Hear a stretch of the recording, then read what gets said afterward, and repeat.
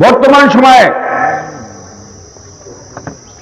একটি দল বাংলাদেশকে গিলে খাওয়ার স্বপ্ন দেখছেন, আবার সেই ৭১-এর মতোই দেশের বিরুদ্ধে ষড়যন্ত্র করছেন, আবার সেই ৭১-এর মতোই দেশ বিক্রির ষড়যন্ত্র করছেন।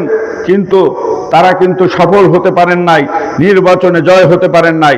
কিন্তু ৭১-এর কথা শুনলে, স্বাধীনতার কথা শুনলে তাদের গাত্রদাহ শুরু হয়ে যায়। আমরা বলতে চাই, বাংলাদেশের মানুষ এবং বিএনপির চেয়ারম্যান, বাংলাদেশের প্রধানমন্ত্রী বাংলাদেশের মানুষের সাথে থাকবে, স্বাধীনতার সাথে থাকবে, ৭১-এর সাথেই থাকবে ইনশাআল্লাহ। বাংলাদেশের রাজনীতিতে বাংলাদেশ জাতীয়তাবাদী দল স্বাধীনতার শক্তি হিসাবে বাংলাদেশের মানুষের পাশে আছেন। শহীদ প্রেসিডেন্ট জিয়াউর রহমান রণাঙ্গনে যোদ্ধা ছিলেন, বীর উত্তম ছিলেন। তার গড়া দল আজ জাতীয়তাবাদী দল।